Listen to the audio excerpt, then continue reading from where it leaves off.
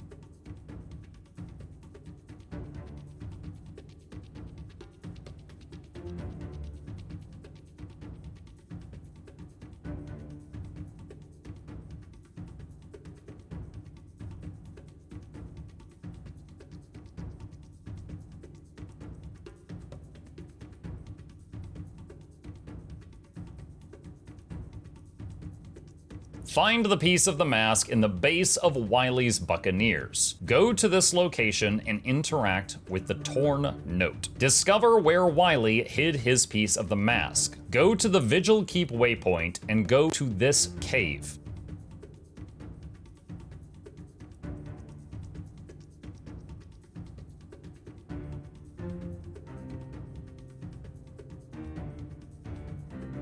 You may have to relog to see the chest appear. Find the piece of the mask in Castora. This involves a sneaky underwater tunnel. Here is where I entered it and the route I took to locate it.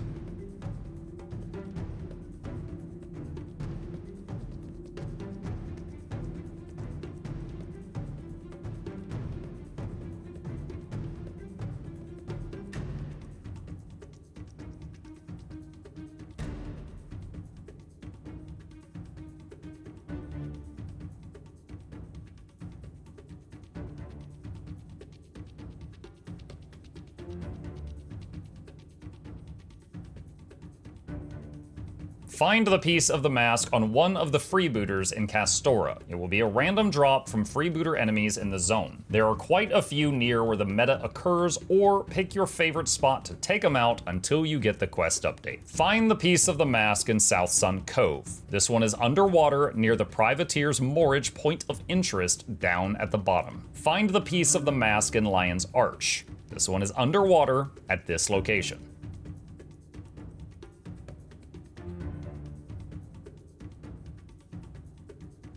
Find the piece of the mask hidden in ore. This is west of Shipwreck Rock Waypoint, underwater in a shipwreckage.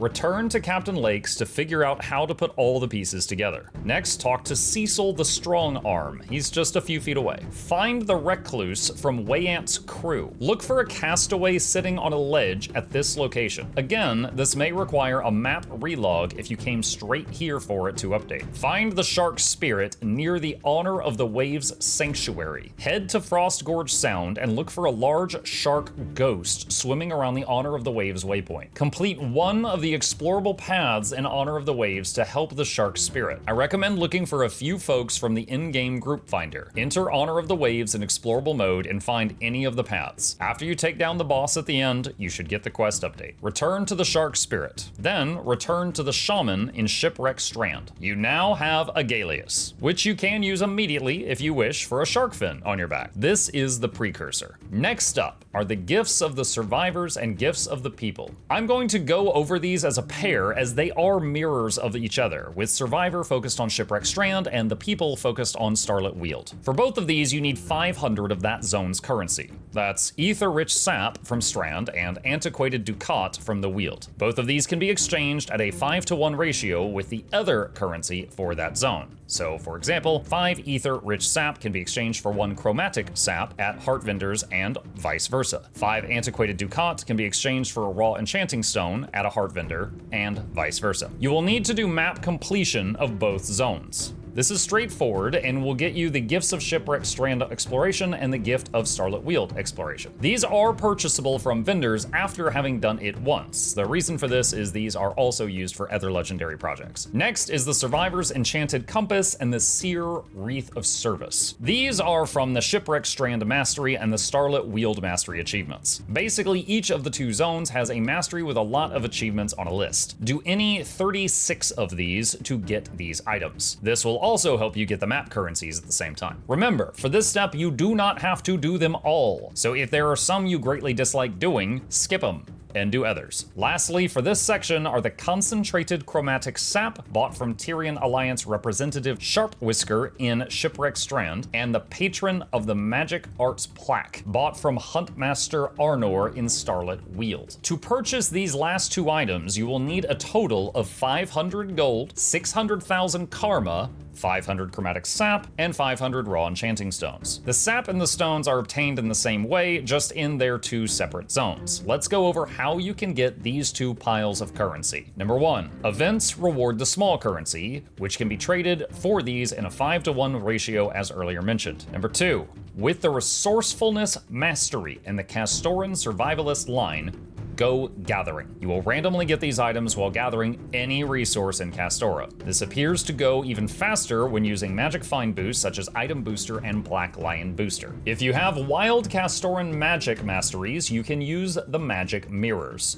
These are scattered throughout the zones. After using one, you play a minigame where you clear the markers with 3 shots or less. The dark markers explode, hitting an area. Afterwards, a chest spawns next to you. Once per day per mirror. This also charges you with ethereal key charges. You can use the charges to unlock other chests nearby that are revealed after having used the mirror. Here are maps of the two zones and their current known mirrors and connected chest locations. Credit to FFFAM on Reddit for making these. It is possible the community may find more in the future. So once per day you can make a lap around the zone, hitting mirror, then its chest, then a mirror, then its chest, repeating, and get a lot of the zone currencies, unusual coins, and other loot. Method number 4, meta events. Each of the 2 meta events gives a Hero's Choice chest. Each Hero's Choice chest gives you your choice of 25 of one of those 2 currencies. Number 5, using the Castoran Intuition Mastery under Skimmer Adaptation, you can use Ether Location to begin pinging and looking for nearby treasure. With this active, travel over water areas and grab any chests that spawn. These will get you more of these map currencies as well as unusual coins. Number 6, reward tracks in PvP and World v World both. Once you have 500 of the Chromatic Sap and raw enchanting stones, as well as the earlier mentioned gold and karma, you'll be able to purchase the concentrated Chromatic Sap and the Patron of the Magic Arts plaque. Then you can go to Castaway Agnes, the heart vendor in Shipwreck Strand, Hull Garden, to purchase the gift of the survivors. Afterwards, go to Knock at his pub in Shipwreck Strand to purchase Gift of the People. At this point, we have 3 of the 4 big items to make our legendary. The last one is the Gift of Castoran Mastery. You will need 250 obsidian shards. These come from literally hundreds of different sources in the game, and you may already have these. However, if you find yourself short, the fastest way to get a large amount of obsidian is Tactician Deathstrider, a karma merchant that spawns in the Straits of Devastation after the Temple of Balthazar meta event. If you help him, he sells obsidian shards in exchange for karma. Next is a Bloodstone Shard, purchased from a Mystic Forge attendant for 200 spirit shards. Gift of the Tides is given to you for completing the story step Path of Divinity for the first time. Afterwards, it is also sold from merchants, but the first one is free. You will need 2 gifts of Condensed Might and Condensed Magic. This means making a total of 2 of all of these gifts. This is quite simply a lot of materials put together by either an artificer, a weaponsmith, or a huntsman. You can farm these materials yourself or use the trading post. After crafting the individual gifts, combine them in a Mystic Forge to make the Condensed Magic and Condensed Might gifts. 2 gifts of research. These require thermocatalytic reagents sold from a vendor for coin, hydrocatalytic reagents sold from trade skill vendors for research notes, and 500 exotic luck. If you need help getting research notes, I have a video showing the basics of how to get large amounts of them. You will need 5,000 to purchase the 1,000 hydrocatalytic reagents that you need here. For the 500 exotic essence of luck, a level 1 artificer character can condense smaller amounts of luck into larger amounts. You can use this to save all the luck you find and condense them into these until you get enough. When you finally get the reagents and the luck together, combine them in the Mystic Forge to make the gifts of research. Then head back to a heart vendor in Castora or an Alliance Field Quartermaster. Then purchase the Gift of the Seas using the Gift of the Tides, the Gifts of Research, the Gifts of Condensed Magic, and the Gifts of Condensed Might. Next up, we need 500 unusual coins. If you've been doing this video in order, you probably already have this. These come from the most recent expansion, but at the time of this video's recording, that is Visions of Eternity. So all of the Skimmer Ether Location treasure chests and the Magic Mirror chest that you were opening earlier were giving you these coins. 100 Tales of Adventure. These come from playing the story, but if you need more, they are tradable and can be found on the trading post. 55 Mystic Clover. As mentioned earlier, these can be obtained from the Wizard Vault, Fractal Merchants, Raid Merchants, Strike Merchants, PvP, World v World, crafting from Mystic Coins, etc. If you are short on these, check the wiki page and see if anything you currently have on hand can be exchanged for more of these. 2 Vision Crystals. These can be crafted by some professions with the following recipe, but also sometimes drop when salvaging ascended gear, so veteran players may already have a collection of these in their material storage. Once you have the materials so far, head to a heart vendor in Castora or an Alliance Field Quartermaster to buy a Gift of Adventure. Then, in the Mystic Forge, combine the Gift of Adventure, Gift of the Seas, Bloodstone Shard, and 250 Obsidian Shards to create a Gift of Castoran Mastery. Finally, combine the Gift of the Survivors, Gift of the People, Gift of Castoran Mastery, and Agaleus in the Mystic Forge to craft Selachimorpha. Inside this box is the heavy, medium, and light armor versions of the legendary Rebreather. Make sure to add all 3 of them to your legendary armory so that all your characters can use it. Congratulations! A reminder that I have links to all of these steps in the description below. Use them if you need more details. If you enjoyed this video, please consider leaving a like for the YouTube algorithm, comment if you have any questions or if you know any tricks and tips that I didn't share, and subscribe to the channel if you would like to see more content. Another massive thank you to the supporters on Patreon, Twitch, and YouTube who keep this channel alive, and if you are interested in becoming one and getting more videos and perks, there's a link for that in the description. Shilling complete, thanks for listening, and happy swimming.